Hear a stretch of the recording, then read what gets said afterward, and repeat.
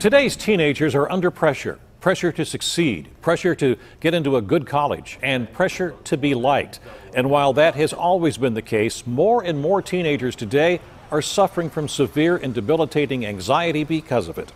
Now, a psychologist and best-selling author says they are part of a new generation she is calling iGen, the first to spend their entire adolescence on smartphones and social media. KDKA investigator Andy Sheehan spoke with her and looks into the growing problem of tech depression and anxiety. Teenage angst, it's plagued generations in the past. What is that about? What is that about? But it's never been more apparent than in this one. In the past 5 years, studies show a sudden and marked increase in teen depression and suicide. And now more than a third of American teens suffer from severe, sometimes paralyzing anxiety. It's really about just being anxious all the time. And to find the reason why, you may not need look further than your teen's smartphone. Psychologist Jean Twenge says depression and anxiety in teens began spiking in 2011 and 2012 when more than half of America got one. And that's exactly when these mental health issues started to spike among teens. When the smartphone became the norm, that's when these mental health issues showed up. More teens than ever complain of severe loneliness. They've retreated to their rooms at home, spending less and less time out in the real world while diving deeper and deeper into the rabbit hole of their iPhone or Samsung Galaxy. Twenge calls them iGen, the first generation to spend their entire adolescence on a smartphone. Instead of hanging out with their friends in person, teens like Christian Brown communicate through text or social media. You're interacting with a phone with a human being on it, not an actual living organism, human being. Yeah. Not the same thing. Yeah, it's not the same thing. And through their phone, they become hyper-aware of their social status. How many likes am I getting? How many followers on Snapchat and Instagram?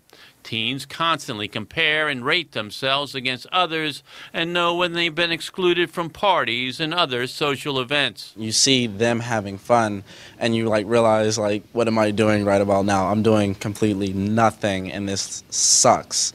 Why can't I be there with them? Why can't I do that? And it just brings you down. And even with those negative results, teens find it hard to disengage.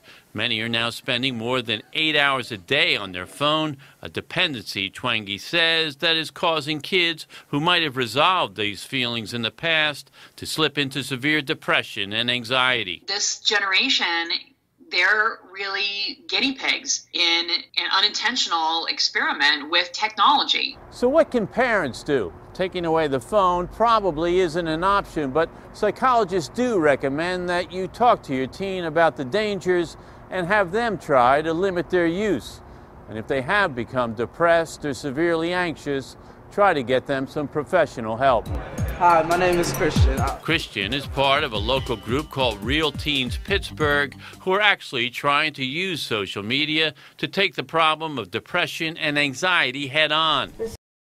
30 seconds. Here they host a Facebook Live forum at Point Park University, inviting teens to share their stories online, helping each other know they're not alone. And in her book, iGen, Why Today's Super-Connected Kids Are Growing Up Less Rebellious, More Tolerant, Less Happy, and Completely Unprepared for Adulthood, Twenge says it's time for the rest of us the problem and the need for answers. iGen is definitely a generation with a mental health crisis. The evidence linking smartphones and social media to depression and anxiety is compelling. If you want to take a deeper dive, log in to KDKA.com and follow the links. Your teenager may depend on it. Reporting downtown, Andy Sheehan, KDKA-TV News.